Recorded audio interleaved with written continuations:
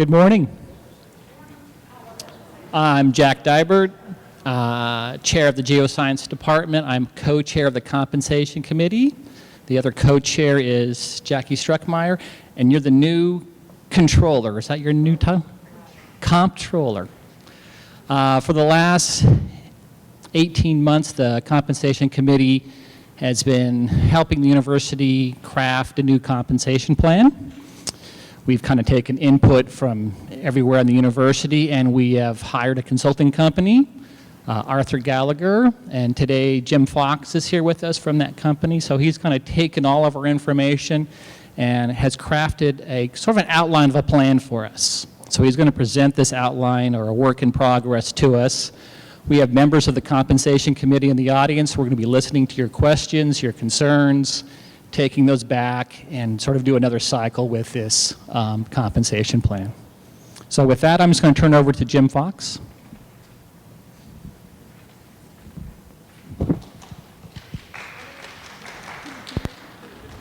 Hi.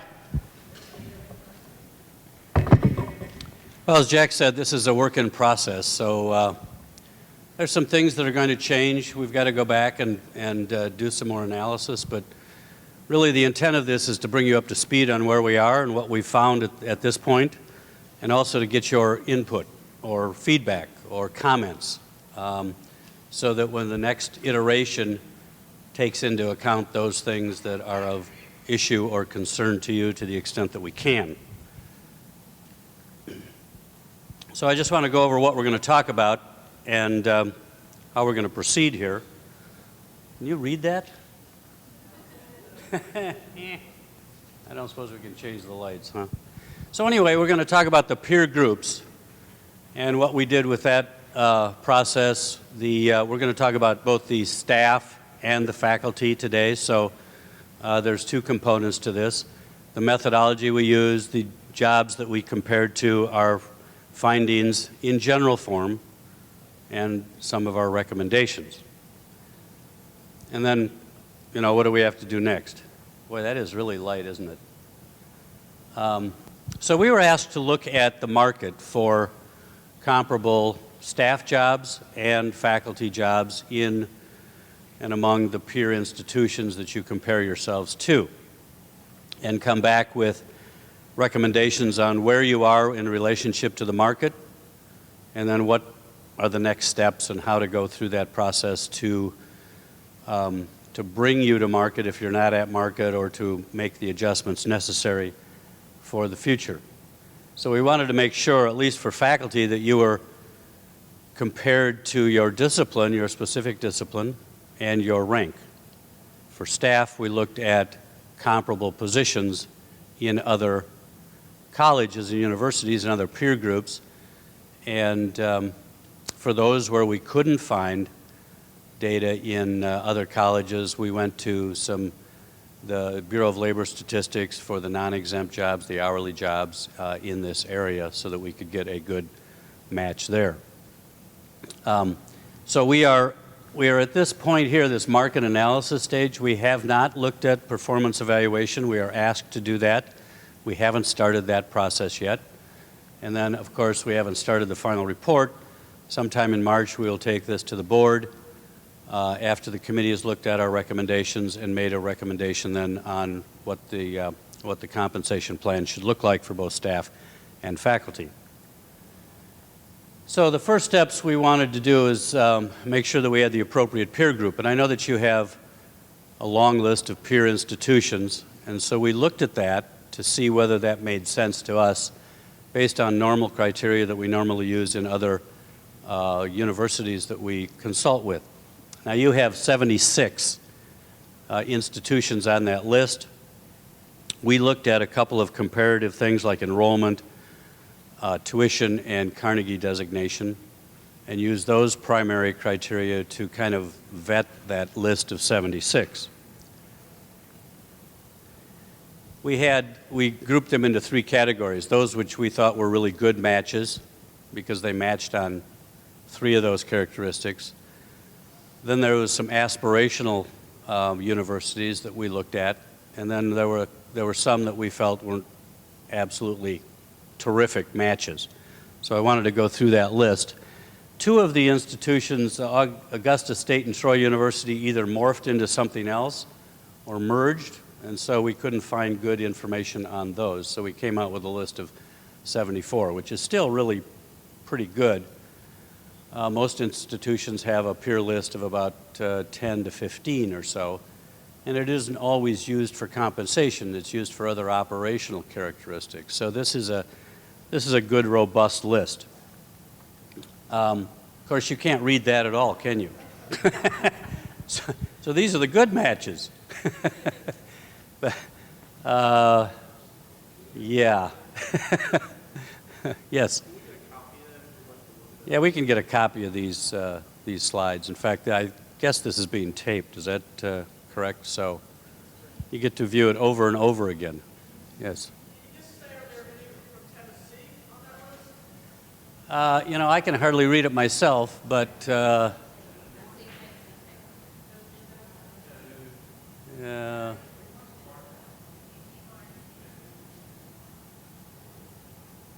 University of Tennessee in Chattanooga,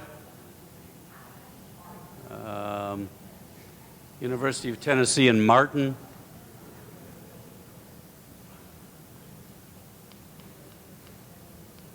that's a terrific list, isn't it? Because you can't see a thing.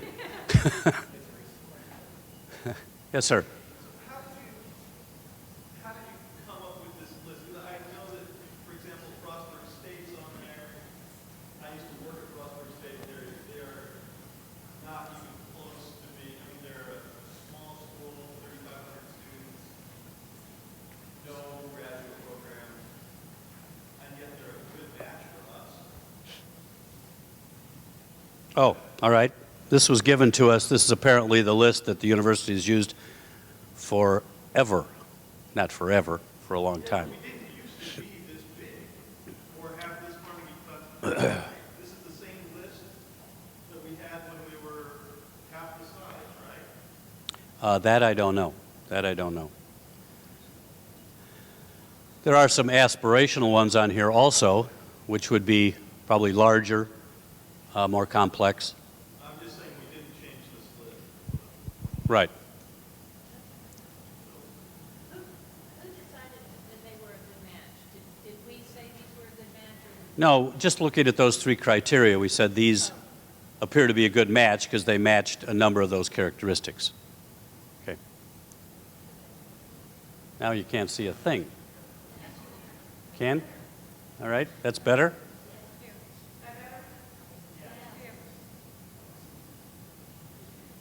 You want to dwell on this slide for a while? No? All right, here are those that are aspirational.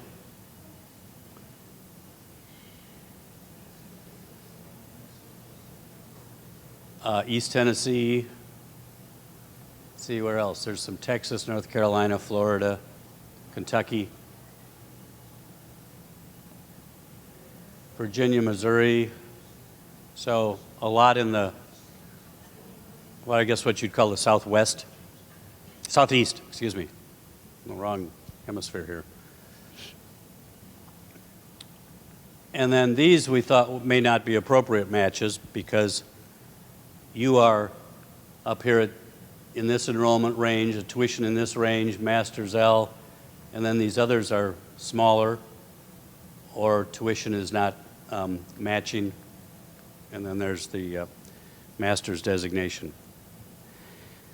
Well, all this ended up with was we used 74 of the institutions out of the 76. Now, onto the staff. We collected questionnaires. For those of you who were at the initial meeting, we went over that questionnaire in terms of how to answer it. So all of the staff filled out this onerous questionnaire. We got 400 back, about 80% of the personnel or the employees. And we read those over and over again to make sure that we understood the jobs and how they related to other jobs. And we used that information to match their job to market data in either CUPA, College and University Professional Association surveys, or the BLS, Bureau of Labor Statistics, or other surveys that we accessed. Now, we then went to the market to find out what what comparable jobs were getting paid. We had, I believe, 192 jobs that we compared.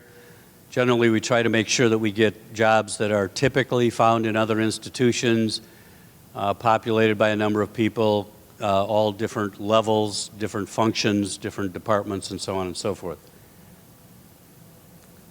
So we got 192 positions that we have market data on. This is not faculty, this is the staff. Okay. Now, for both staff and faculty, we collected data on what's called the 25th, 50th, and 75th percentile of the market.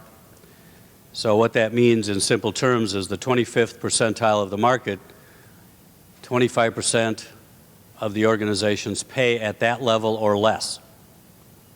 So these are the lower paying organizations. The 50th percentile is right in the middle of the market. Half pay more, half pay less. 75th percentile of the market, 75% of the organizations pay less, or I guess 25% pay more. So that's kind of the top. So you got the boundaries, 25th and 75th are kind of the boundaries of reasonableness, that in compensation we say that's a reasonable range of pay for most jobs. What we try to do is target the 50th percentile, because that's the middle point. For competent, fully performing individuals, that's what you could expect to be paid. Now, there may be some people that are paid more, some people that are paid less. It may be based on their tenure or seniority in the job, or their experience, or their performance, or some combination thereof. But the 50th percentile is a perfect place to be for most state-supported organizations, because you're not paying too much and you're not paying too little. So you should be able to attract and retain the quality personnel that you need to retain or attract at the 50th percentile level. So these are the sources of data. For the professional administrative, it was mostly Coupa, because those are other colleges and universities from that peer list. Occasionally there are some jobs that we couldn't find Coupa data for. They just didn't match, or they didn't survey those jobs. So we collected data from other survey sources, and the reputable ones are Towers and Mercer, Comp Data, and so on and so forth. Bureau of Labor Statistics also collects information, and we'll use that primarily for the non-exempt jobs, because that represents the Tennessee area. So these are the carpenters and the painters and the custodial, secretarial, or administrative support, whatever you want to call that class.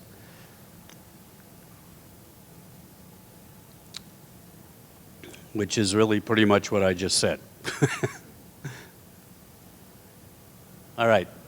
Now, we found matches for all of those jobs, and we found sufficient matches, but this is just a highlight that if we were unable to find enough matches, Federal Trade or Justice Department basically says you have to have at least 5 matches in order to summarize the data. Otherwise, you're being too influenced by too small a group. We got good data for all of those jobs. So now here's where the comparison is. What I'm going to show you for the staff positions is a summary of all of the jobs for the support staff and the professional administrative in relationship to the market. So a plus figure says that you're above the market. A minus figure indicates that you're below the market. And we did this at the 25th, the 50th, and the 75th percentile. Now, in addition to that, in order to make sense of market data, because every time you go out to the market, it changes. Your salaries change, you have turnover, those organizations that supply data, they have turnover, they have increases, and so on and so forth. So there's fluctuation in the market. And so the profession, compensation profession, says anything within a plus or minus 5% of the market, if you're plus or minus 5% from the market, you are highly competitive. What that means is that if we did this survey 6 months from now, these numbers would change. They might go up, they might go down. So this corridor of plus or minus 5% meaning that you're highly competitive, indicates that you're in a great place. Plus or minus 10%, you're still competitive.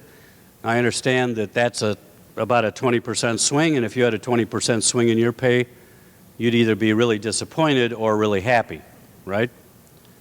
But these, you have to look at it in this perspective. Anything beyond 10% and you're in trouble. You're misaligned with the market. And if you're below by more than 10%, you may have difficulty either attracting or retaining the quality of personnel that you want. Once you get plus or minus 15% or more, you're in serious trouble. You are out of whack with the market, either on the high end or the low end, either way. So, compared to the market, the support staff, look at the 50th percentile because that's the number that you want to focus on. You are below the market by about 7.6%. This is across all of the support staff jobs. Some are higher than this, some are lower than this. But on average, you're 7.6% below. Now, we did some vetting yesterday afternoon, and we may have not accommodated all of the market changes or the pay rate changes that took effect recently. So this number may change, and we'll get it accurate for January, but this is as of the information that we had. So just look at it in that perspective. What that means is this minus 6%, which will probably go down, so it might be more like 6%, is that you're competitive with the market. Not highly competitive, but competitive, at the middle of the market. For professional administrative, it's minus 2.9%. You're highly competitive. And again, those numbers may change a little bit. And there's some jobs that are higher, paid a little bit higher, some paid a little bit lower. May have to do with tenure or seniority, whatever you want to call that. Not only in the market, but also here. So now let's look on these numbers here. The 25th percentile, remember, that is 25% or more of the organizations pay less than that. You're better than that. But at the 75th percentile, where the high-paying organizations are paying, you're lower. Now, I'm not sure you want to be there, quite frankly, as a state institution. And I'm not sure the board would allow you to get there anyway. So this is the number that we want to focus on because that's the middle of the market. It's a very good place to be. So if you were to hit the 50th percentile of the market, in other words, if professional administrative, okay, I lost my, oh, there it is. If the professional administrative were to get, on average, about a 3% increase across the board, this would be 0, you'd be right on. And you can't get any better than that. This is very good. This, yeah, we probably need to do a little work on that. Questions on this chart? Yeah. Wouldn't we want to see a slightly smaller negative number than 75th percentile and maybe, more balanced, evenly distributed across the 70, across all parts of this? Well, this has a lot to do with it has a lot to do with how long people are in the job, in the market, in those other organizations, and their pay policy. So they may have a pay policy that says we want to get to the 75th or the top of the range. We want to get people to the top of the range, and that's our target. Others, no. So, I mean, this is, yeah, could we improve on that? And I think we have a plan to do that. Do we have any numbers that say how long our staff has been here compared to other people that might indicate whether they're on one side of the, experience or not? Yeah, that's a good question. I don't. I mean, I can get information on your staff. That's not a problem. Well, it's probably a problem, but because a lot of times records aren't terrific. But we don't have data on the market. All we can do is say, well, where are you in relationship to these numbers?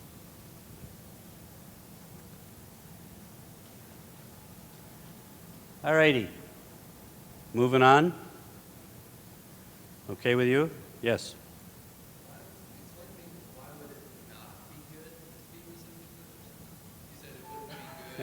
Well, it'd be great as an employee to be at the 75th. Absolutely wonderful. The cost of that may be prohibitive. And as a state institution, I don't know in this state, but in my state, when staff salaries appear to be out of line with the market, there's tremendous amount of public pressure to bring that back in line and to cut funding across the board to the institutions. So it's a place that you might want to aspire to, but I'm not sure it's a thing that you want to wear on your chest as a badge of honor in a state organization.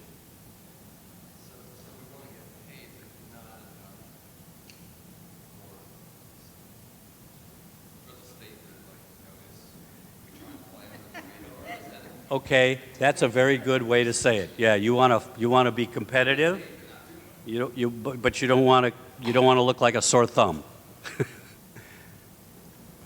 Either on the low side or the high side. Jack, you got to press it and hold it for a while. Okay, can you hear me? I was just going to say we have ready access to the longevity data if you want to. We have ready access to longevity data if you Yeah. want to look at that. Did y'all hear that? We have access to longevity data for the staff here.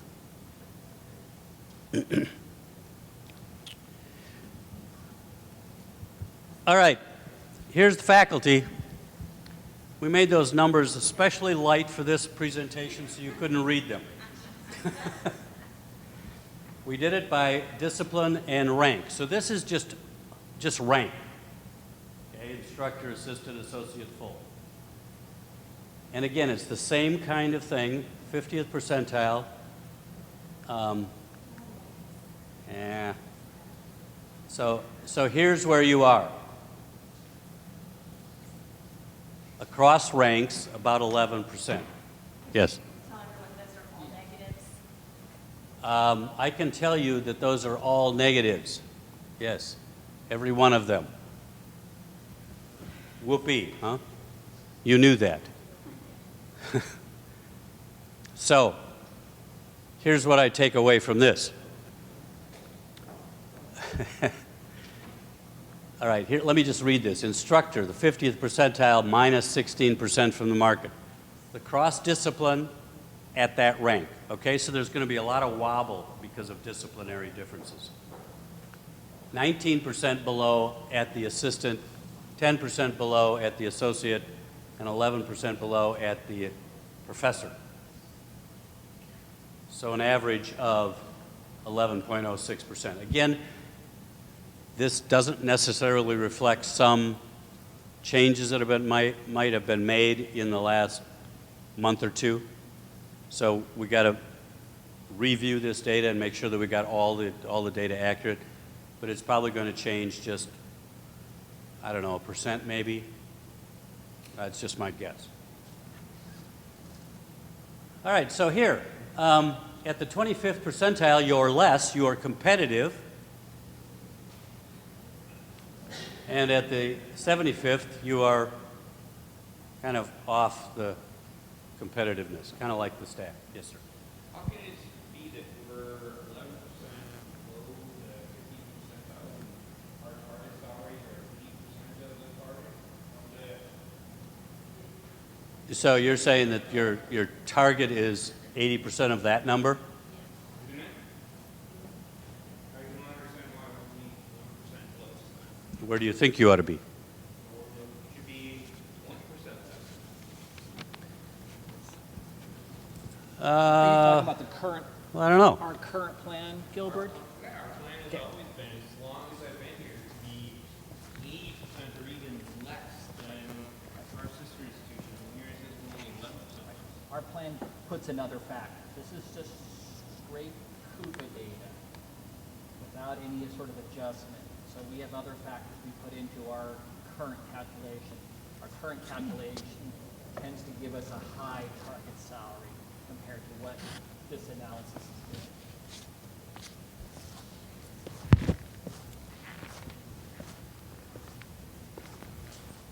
So we have, was there another question? Yeah, very good question. Just related to Coupa data, there are 2-digit, 4-digit, and 6-digit codes for Coupa. So are we using 2, 4, or 6 digits for this analysis? We're using 2 digits, dot 2 digits. Okay, so 4. 4201, 'Cause- 42.01. Because I just did a study and it showed that, you know, some of the classifications in 4 digits include classifying medical laboratory scientists with phlebotomists, which are not comparable. So is there any check on whether Coupa HR is comparable, or did we just use Coupa because that's what we've used before? We match the CIP code. Okay. The 4-digit CIP code. Which is Coupa? He only used what we gave him. These are the zip codes we use right now. We haven't made any changes. We're all 4-digit zip codes. He used exactly what we gave him to use. Yes, sir. And all this is based on the 74 peer institutions that we haven't reviewed for a long time, right? Correct.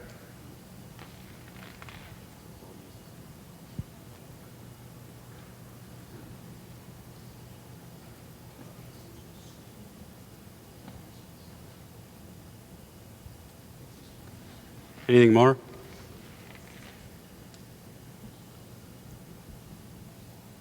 Can I just follow it up? So if we actually did this with our actual peer institutions that have the same demographic or student demographic that we do, it would be even worse, probably. That I don't know. Okay. I mean, you'd have to do that to find out. Yes? Will we have a chance to see the breakdown beyond the average across all, you know, every different assistant professor and every different, you know, custodial staff member? Will we get to see the breakdown, not just averages? Eventually, Okay. yeah. I mean, we have it. We have to verify that we've got the right stuff because there were some zip codes that were a little bit different than what they should have been. So we just want to make sure that we've got the right ones or that wasn't a typo error or something like that. I mean, in March, we have to go to the board. And obviously, at that point in time, it becomes officially as public as it can be.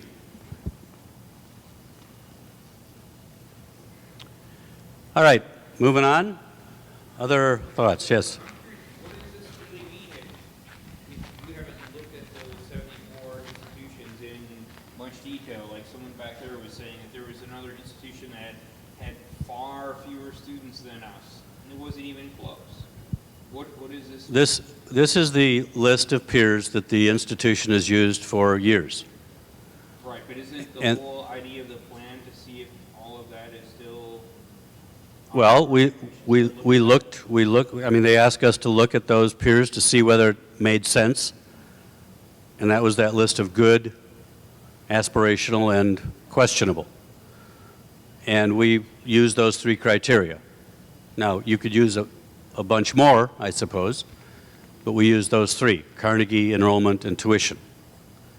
And we determined that if it matched on 2 or more, it was a good match. So those good ones matched on 2 or more. Now, the other question, I guess, really gets to what I call optics. And that is if the board is comfortable with these peers because it's been used in the past, a significant change in that peer list would raise questions among them as to what kind of games you might be playing. I understand your concern that, hey, maybe those aren't the best matches, but it's kind of a balancing act. And the question is, when you've got 74, that's a robust group of peers. If you were whittled it down to 20, then the addition or subtraction of 1 or 2 institutions might make a significant difference. But this 1 or 2 or 3 or 4 schools that you want to knock off or add to probably is not going to make a significant difference. in a statistical sense. All right. So we're going to go back to staff. So we were asked to keep the grade structure for the support staff the way it is, and to identify whether the jobs are in the right pay grades based on the market data. So we did that. We were asked to take the professional administrative 13-level skill grade structure and remove that or adopt a pay to market. So rather than have a grade structure, we'd simply look at the market for a comparable job and say that's what the market is for that job and pay at that level rather than having a grade structure. So we did that. There are some changes that we saw, and the way we made those changes, if a support staff job was in grade 5, for example, and I'm just going to make this number up. Let's say that midpoint or that middle point of that grade structure is $40,000, and the market suggests that it be 45 because that's the closest grade midpoint to the market. We made those observations, or vice versa. If the market said it ought to be 35 rather than 40, we made those adjustments, and there were some that we observed were in the wrong grade using that criteria. So there are a number of jobs, and we need to go look at that in further detail to identify whether, in fact, those changes make sense given what we know about the jobs and given what we know about other jobs that they are related to in terms of their complexity and difficulty of the work that they perform. So this is just a preliminary numbers comparison.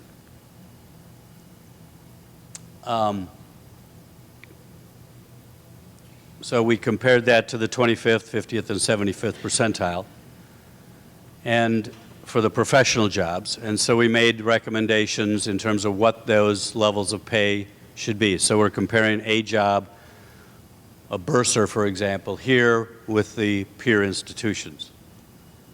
Find out what that market is.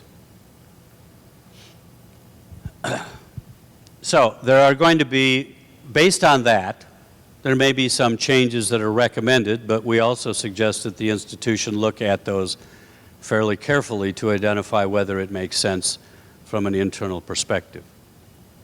So even though numbers compared to numbers show that there's a difference than what you currently exist, you need to take a look internally to see whether that makes sense going forward.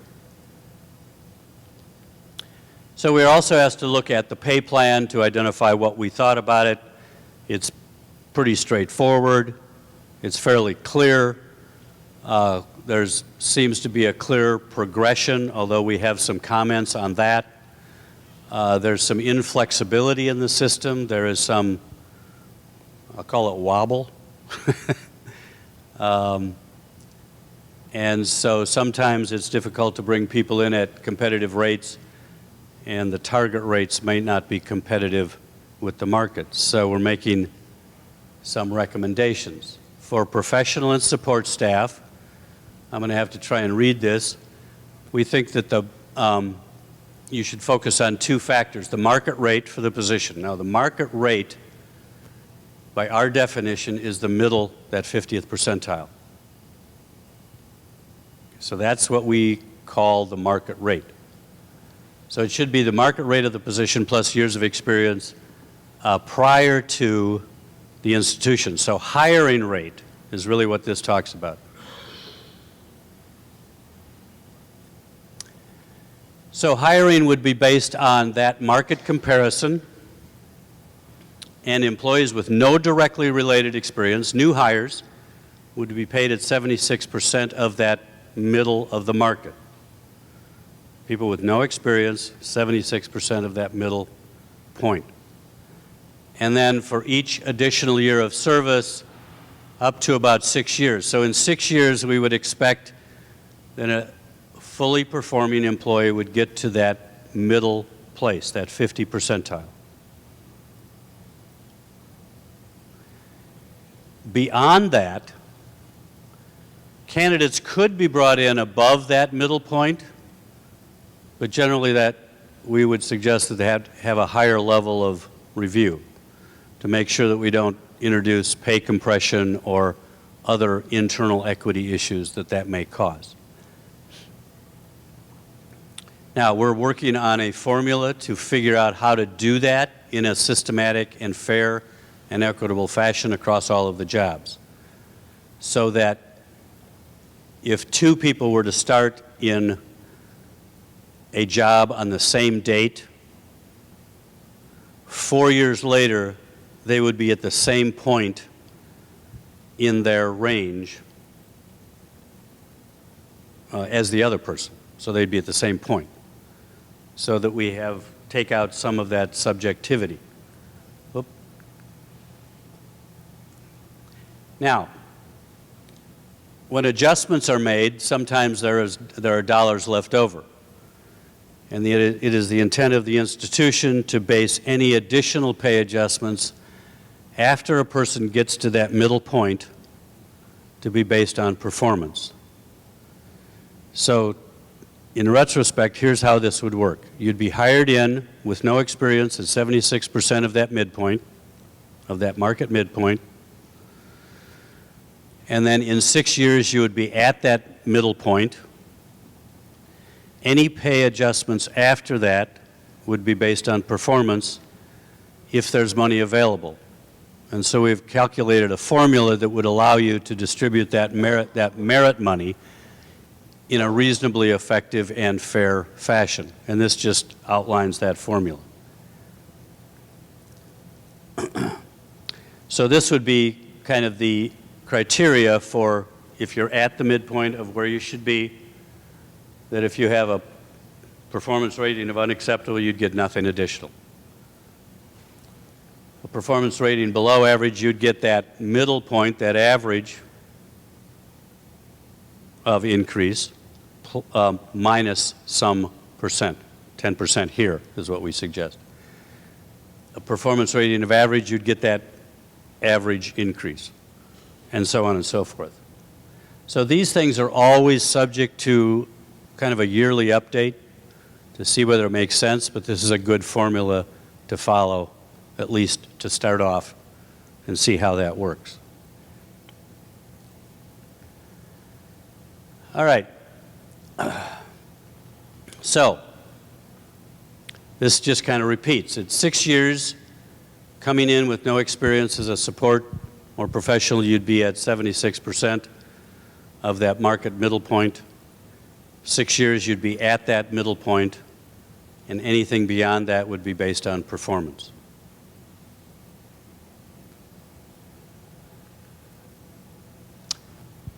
Faculty. Similar concept, a little bit different. So this is the recommended program. Again, a market rate based on the CIP code, and then years of experience. And then after a defined number of years that varies by rank, you'd be expected to be paid at the middle point of that rank and discipline market rate. So this is how this would work for tenure track. Assistant would be 3 years. 3 years to get to that middle point, and then 5 years for associate and full 10 years. It's a cumulative.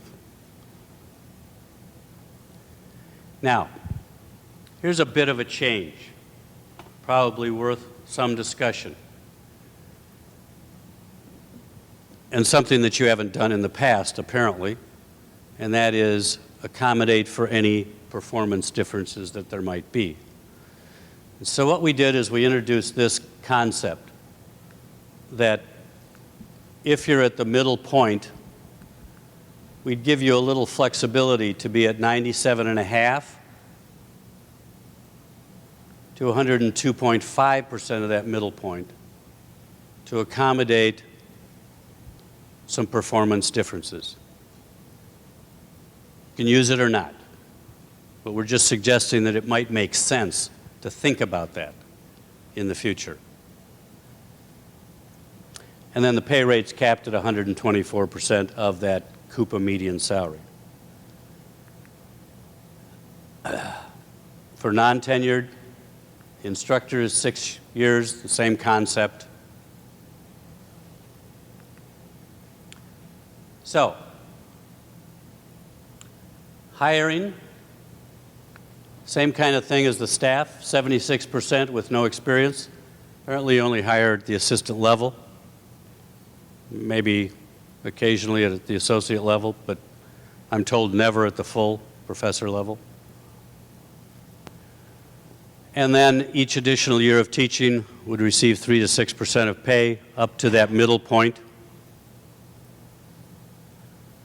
There's possibility that somebody with exceptional qualifications, prior experience, you might want to have the flexibility to bring them in at a little bit higher. We're suggesting some administrative control over that.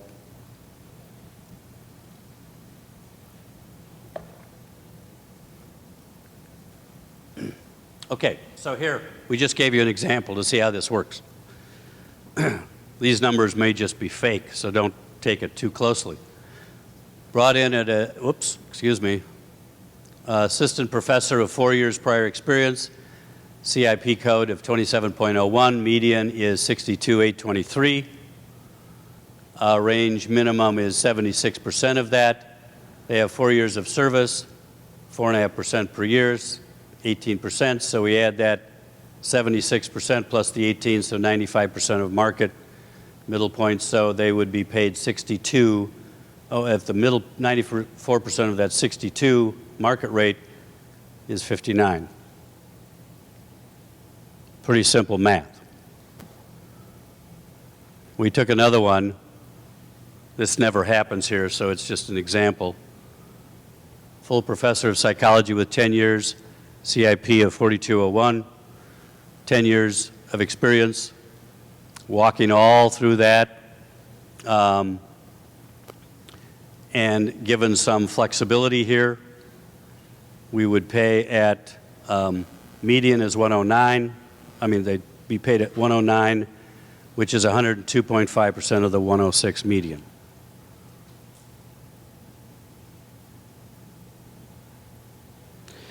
All right, so here's what we have to do next. Make sure that we have the correct market data and the correct internal pay for all of the jobs, both staff and faculty, to include all of the changes that may have occurred and any other changes that may have happened. Confirm the grade changes and if that's going to be taken into effect or not. Recommended changes to the compensation pay plan for what you have now to what's desired, and then prepare a cost analysis to transition. So we have to get to that point in order to be able to say, okay, now if we take all of the employees and we identify where they are, prior experience, where they should be, what's that going to cost? Usually what that means is that we have an absolute minimum cost, an ideal cost, and then the one that we think we can go forward with on a year-to-year basis. So let's say the figure comes out to be $5 million, just to pick a number. And we don't have 5, but we got 2.5, or we can fund 2.5. So then we do it over 2 years. Or some alternative like that. Or we only have 2.5, but we're going to take care of the ones that are out of whack the most first, and then the other ones later. All kinds of different options, so we have to explore those. We have yet to review the performance evaluation for the staff and then link that to pay. We need to prepare a final report for the board so that they can understand not only what the committee has decided to recommend, but also the data that we've collected and compared. Then, on an annual basis, there's a couple of ways you can do this. You can do it the expensive way by matching the jobs every year to the market. Or you can use a trend factor which is typically the case for most organizations. They say, okay, let's set our salary plan according to the latest market data. Let's get that set. And then the next year we adjust it by how much that market is moving. For colleges and universities, the market trend has been about 2% the last couple of years. It's gone up a little bit. And there's good sources. Coupa provides that information, and World at Work, which is a professional association, also provides that information. Every 3 to 5 years, you should do a more thorough market analysis like that, which was done here. Because over the 3 to 5 year period of time, there's going to be some changes in jobs, in job families, in disciplines, in market demand, and so on and so forth. So you want to make sure that you're on tune with that, and you need to do that about every 3 to 5 years. All right, questions, comments, thoughts? Where do you want to take this? Yes. This may be an internal Austin P question, but if we've had somebody teaching adjunct 11, now maybe 12 hours, do they get any credit for that as far as those coming in and being a little bit higher on the pay rates if they've been an adjunct? How's that calculated in? How's that work now? Did Fonda leave you, Mike? Fonda left you. Yeah. I don't know if you'll be able to hear me or not. Excuse me. Yes, they would receive credit for that as teaching experience. That would be part of the calculation. If it's, yeah.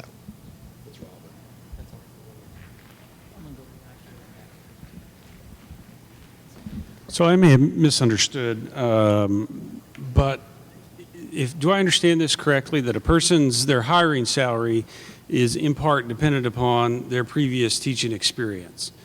Right. Okay, so does that calculate into determining their target salary the whole time they're here at Austin P? What do you define as the target salary? Well, for this, up to this point, what we've had, so maybe I'm misunderstanding things, but up to this point, we've had a target salary that was 80% of whatever the criteria they determined it was.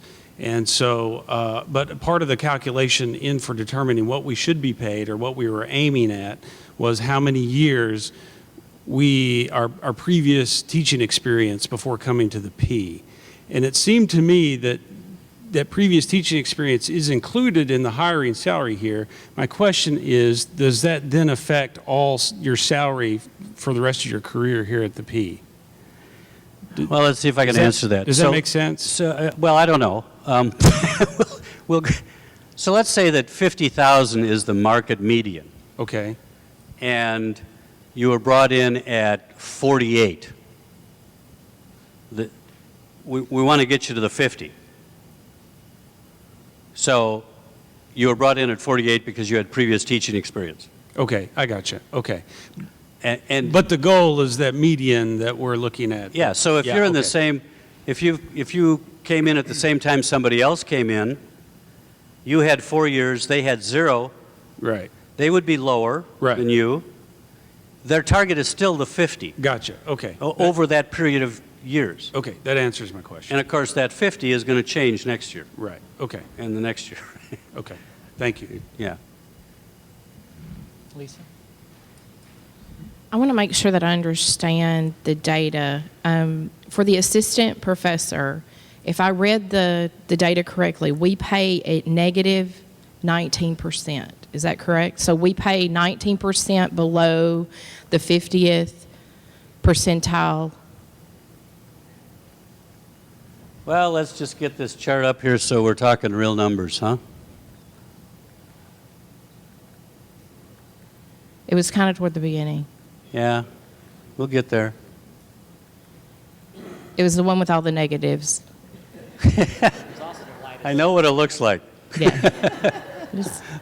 There you go. All right, so, yeah, this assistant professor at the 50th year paid 19% below the Okay. market. All right. So has the upper administration seen this data, i.e. No. the provost? No. I have a When are meeting. they? I have a meeting with administration tomorrow morning. I mean, my biggest concern is I'm a department chair, and so we're hiring. That's not very good data when you're in the hiring process. Yeah. Well, Okay. And I have a Yes. meeting with the provost later today, so, well, no, it's a All right, it's a your meeting's departmental gonna be meeting befo- between chemistry and biology with the provost, and, I mean, I think this is warranted to bring up. But if he's never seen this before, maybe it should wait till a later no, time. they have not seen this. Mike's going to add something to this. Okay, to add a little perspective to this, the assistant professors are going to be the newer employees, the ones with not much experience when we hire them. So right now, the hiring range is 24% below the median. 24%. It's that range, 76% to the market midpoint, 76% of market midpoint to the midpoint is really the effective hiring range. So new employees are going to tend to be at the lower end of that range then moving forward. For this data that you're looking at right now, there have been 2 years that we haven't been able to do salary increases, so the people that we've hired haven't moved yet. So at 19%, they're within the hiring range. They're moving towards midpoint, but they haven't moved closer because we haven't been able to do increases. Now, I think when we apply the last increase we were able to do, you'll see that number move just a little bit. The way the comp plan works now, target salaries for is a huge factor for that is longevity. So the longer you've been here, the more loads to target salaries. The salaries are higher.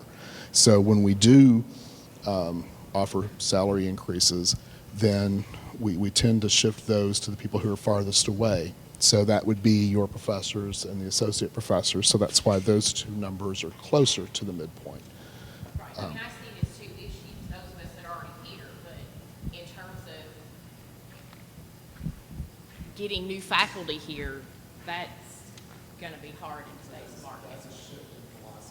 Right, yeah, I mean, there's two issues.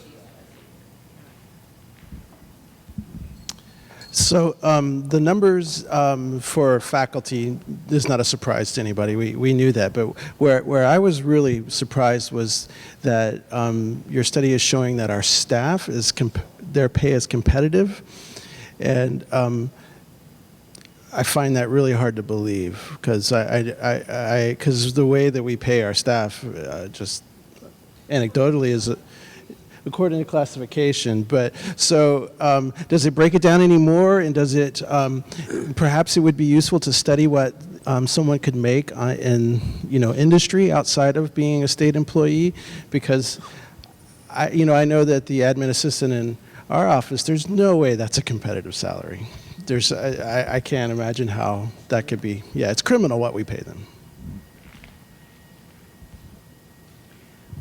Well, we have market data 192 titles. And I showed you where the data came from. Coupa primarily for professional staff, Bureau of Labor Statistics for the non-exempt primarily. We added other data where we thought it was appropriate from Towers, Mercer, and so on and so forth. These are organizations that do surveys among all kinds of organizations. So there's a mix of private and public organizations. We try to zero in on a common scope. In other words, so we're not necessarily comparing you to a General Motors kind of organization, but more of a comparable size and employees as this organization. But yes, I could tell you that I have found administrative assistants, middle level, paid anywhere from $26,000 to $76,000. Now, in comparison to $76,000, your people are grossly underpaid.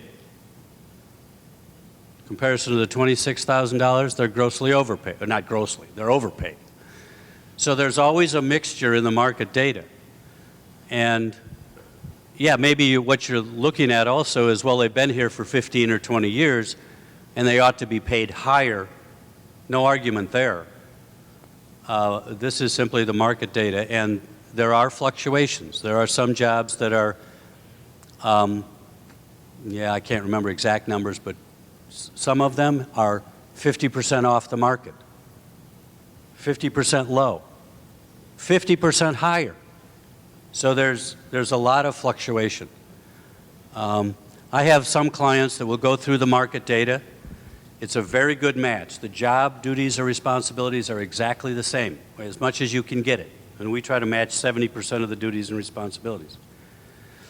And they will basically look at it and say, that data is wrong. Kick it out. And they have no basis for that other than that it's a higher or lower number than what they want. So we just simply present the data. We make sure that we have a good match, got a good set of organizations, good set of matches to the duties and responsibilities, and say that's the data. The data is the data. What you do with that is your issue. That's a philosophical issue. It's a strategy issue. Something I can advise you on, but I can't tell you what your strategy should be. And so a benchmark and the market data is a point in the sand. Where you stand in relationship to that point in the sand is your philosophy. If Austin Peay wants to pay at the 75th percentile and go to the board and get funding for the 75th percentile, that's perfectly everything within your right to do that. But that's in comparison to that point in the sand. Yeah, just a minute. I see we've got staff, we've got faculty. Is there any, and where does the administration fit into any of this? Or is that just like totally different? Yes.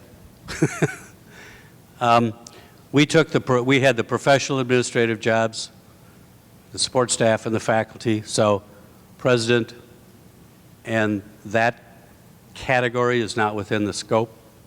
Certainly not the president. That's always set by the board. Where does that go down? So professional staff, is that deans or chairs? I guess chair is faculty. Where does it go down to? Mike, you want to?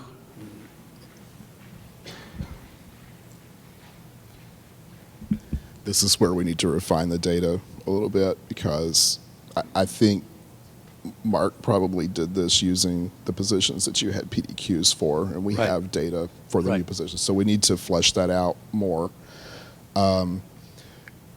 There are EEO categories, and generally EEO 1 are the administrator positions. I think we have 30 administrator positions. We look at those as a separate group.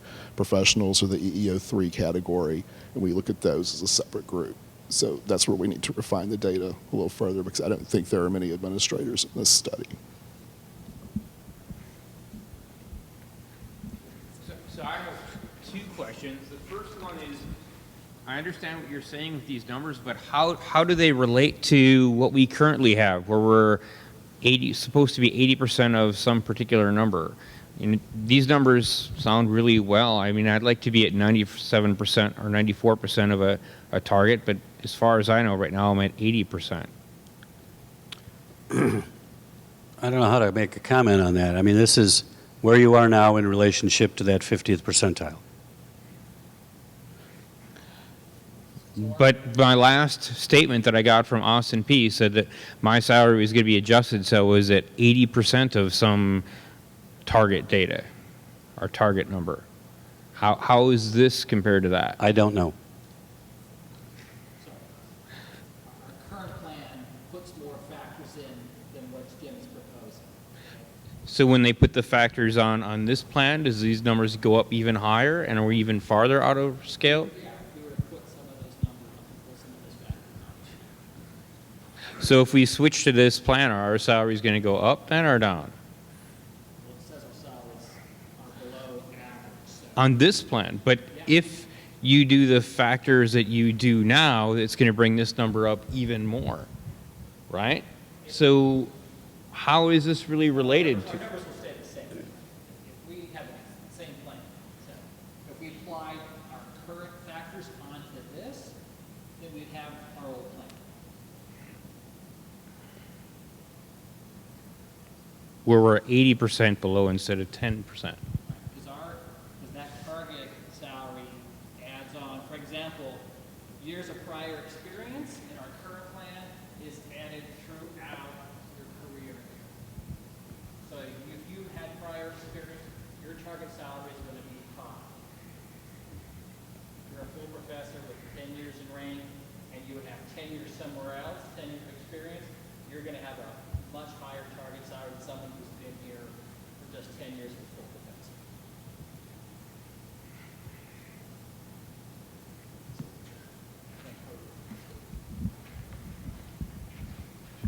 The current target salary calculations for faculty take salaries far above market midpoint. That's where I think if you're referring to the last letter you got, there was a minimum that we were able to bring people up. We started with those that were farthest away from target and moved them as close as we could get. And you're probably referring to the minimum that we were able to achieve.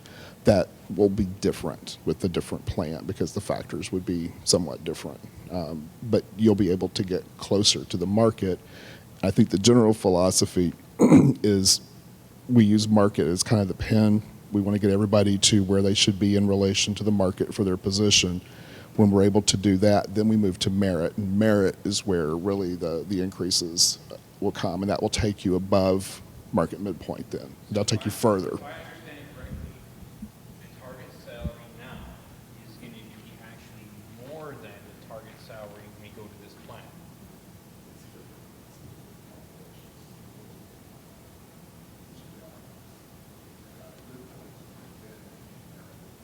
So right now, we're shooting at 80% of a higher salary than this. After you switch to this plan, we'll be at like 94% of a lower target salary. So the numbers will basically be the same. Probably. They'll all wash out. Yeah, but we've never had the money to bring us up anywhere into the 90th percentile in our current plan. We've always been Right, so Yeah. we'll be 90 percentile better than a lower number. So it's going to look better. We're at 90 instead of 80, but it's still the same salary. And we're still going to be paid less than all of Right. our sister institutions. right. So you're talking more of a funding thing than the plan, because both plans here are saying we're underpaid, and there's actually a significant amount of money to bring us up to being, I'm just going to use the word average pay here.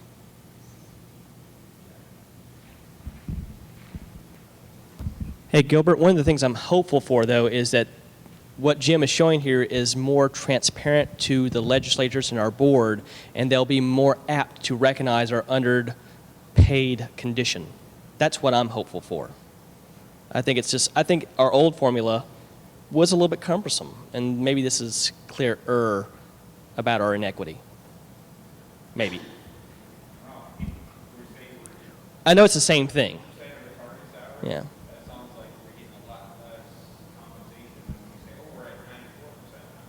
Yeah, but the former was no offense, I found it a little bit arbitrary. This is less arbitrary to me.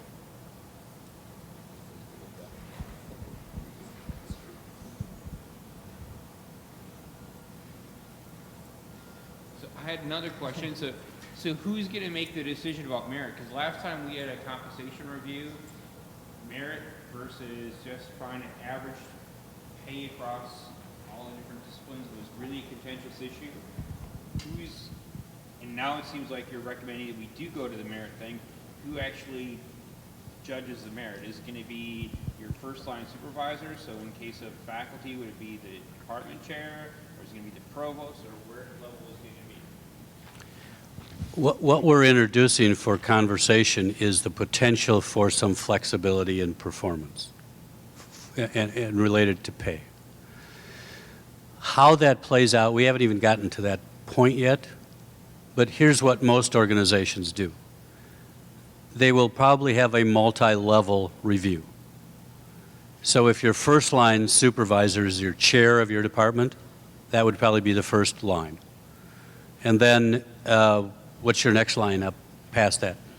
The dean? Then it would be the dean. I'm working with another state university in another state, similar size. The deans do all of the evaluations. And they've done it over numerous years. And so they have records. And, you know, they have a 5-point scale, kind of like what we've suggested here, or shown.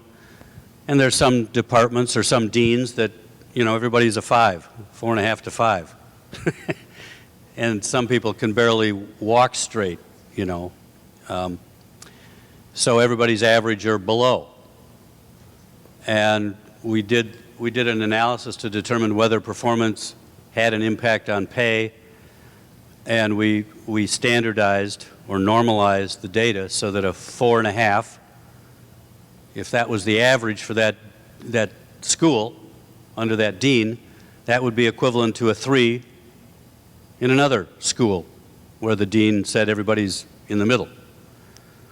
And we found that there was very little fluctuation in pay, but they liked that system because it allowed them to distribute the money a little differently, just a little differently, not a lot, but just give some flexibility to them. So we're just introducing that at this point as kind of a concept for discussion. I know I've been in schools where that is just not even going to be considered under any circumstances. Others want to move to that approach or to provide some of that flexibility. So I'm just introducing it now as a point of potential discussion. What you do about that is really up to you. Yes? It seems to me that one of the questions we just talked about was this, is it 80% or 94%? And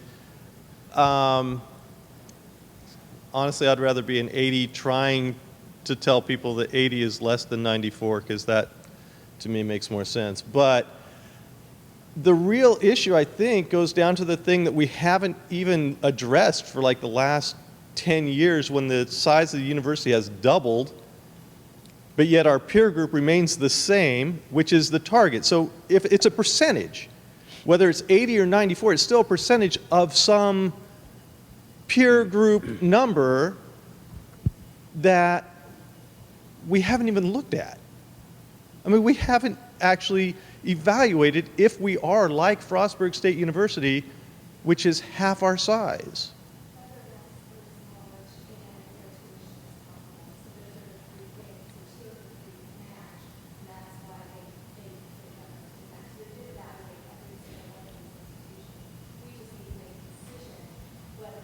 Whether we're like them or not, because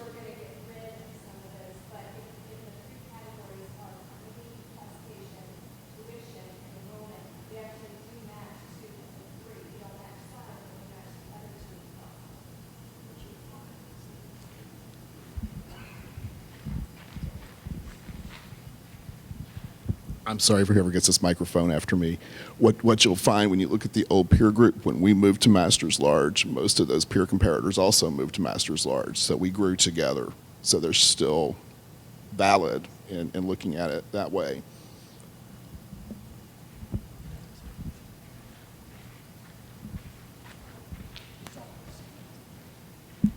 Well, it was related to his question, but are all the subsequent analyses and reports that are going to be forthcoming going to be based on those 74 institutions, or is this the point at which, if we did want to review those institutions, that will happen before we see more data or continued data? Well, the process, the way I understand it, is this, there's a compensation committee that has to take into account all of the comments and feedback that we're getting in these presentations and other communications. And they will make a decision as to whether it's the 74 or 10 or 150. At this point, we've done the 74, because on previous conversations with that compensation committee, we decided that 74 was a good, solid list. It had been used in previous years for a long time. It's considered to be the peer list of the institution.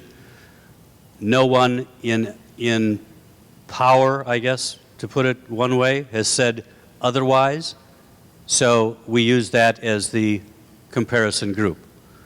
Now, if the committee decides that we want to use some other list, then we have to go back to square one and start all over again. That's their decision.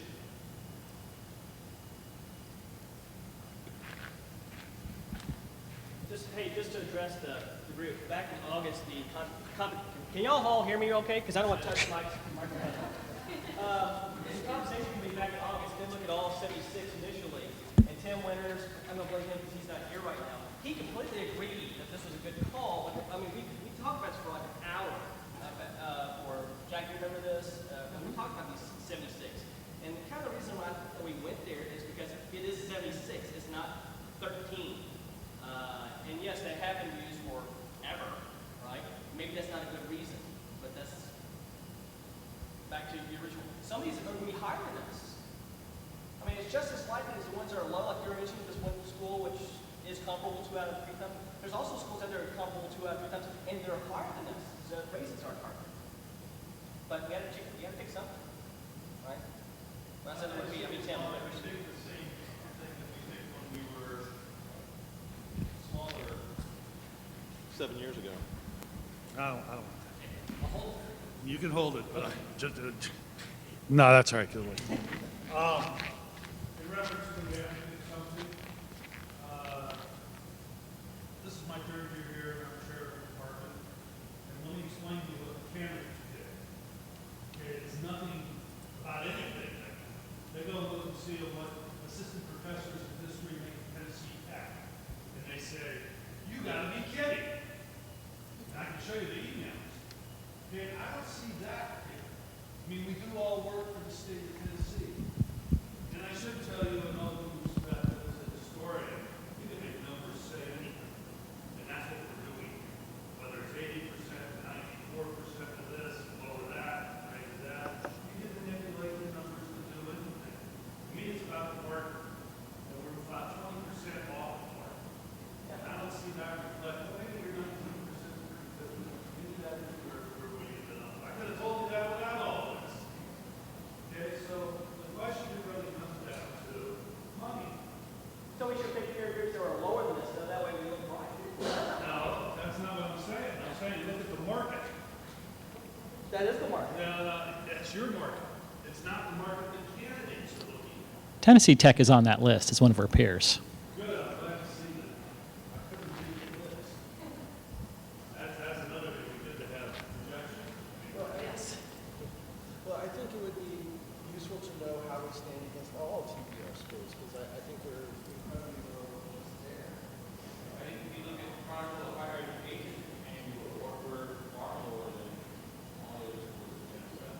So, yeah, I think we require our peer institutions.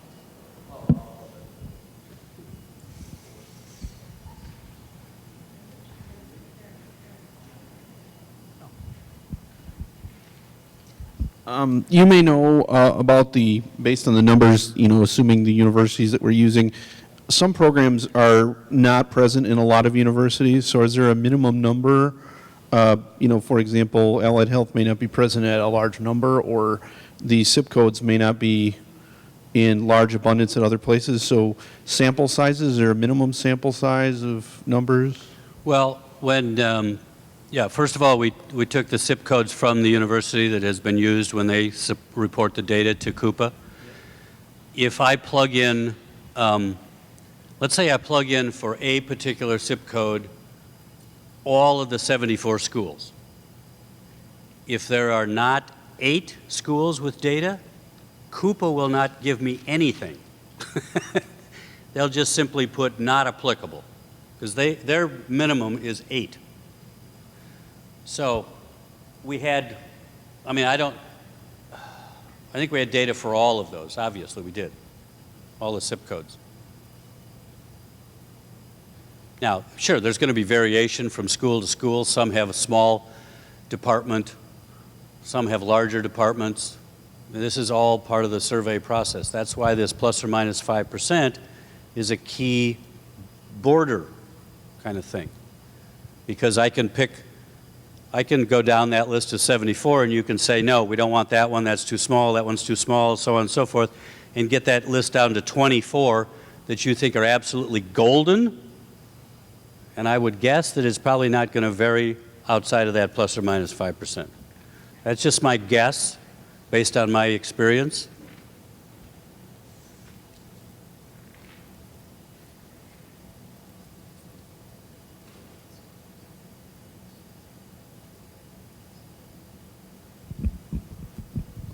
I've got one question I want to get an opinion on. This concept of bringing everybody up to market, and then any other money we have at the university for pay increases will go based on merit. So I'd like to hear some people's opinions about that concept.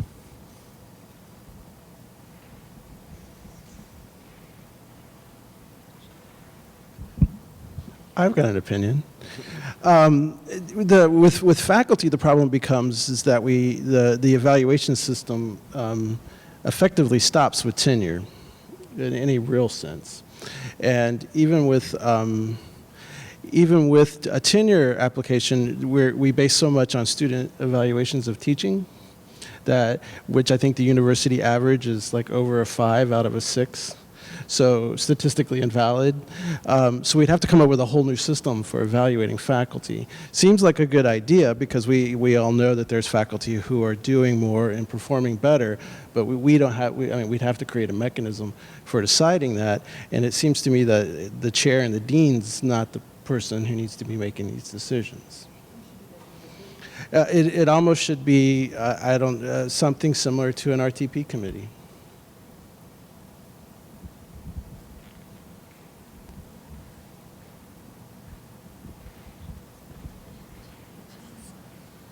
I was a building principal in a huge school district in Texas about 10 years ago or so.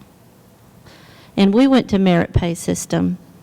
And I can speak from experience of being an administrator in that school system of over almost 10,000 teachers. It created nothing but chaos.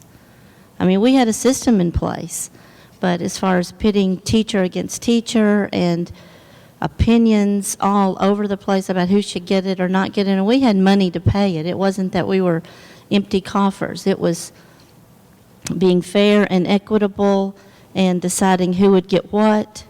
It just created mass dissension, and so that's just from a perspective of living through it and being with teachers who many deserved it and many didn't, but it was never an easy process.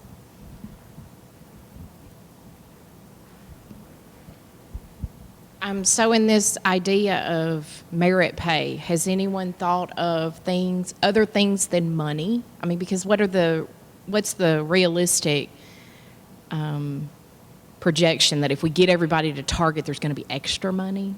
You know, has anyone thought about considering real release time for faculty to do research or other special projects? You know, then that creates another issue. I mean, as a department chair, that creates how do I cover the classes? But, you know, I think giving real release time to faculty to concentrate on their scholarly work would be almost as good as money for most people. That's something we can do internally from the compensation committee Right. perspective. All we're dealing with is dollars. Yeah.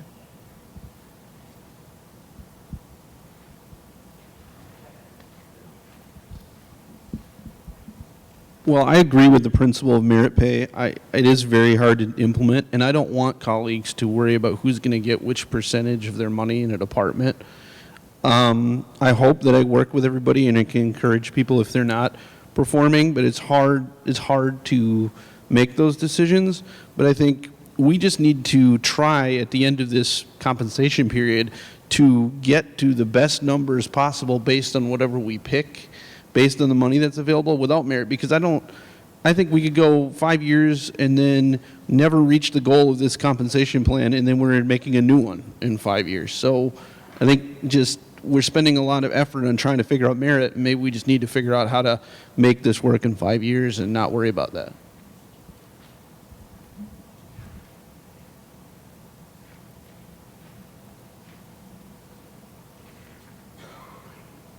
Anything else? I'll just speak loudly. What is the likelihood of us achieving this goal of getting anyone to the 50% however we define it? I don't know. I know the president, it's a high priority with her to get us up to this point, to get us up to being sort of average.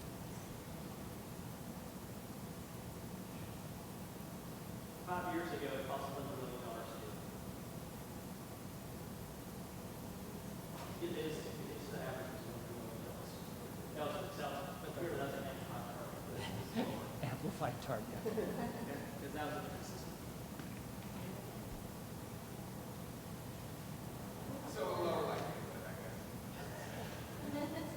Less than optimistic.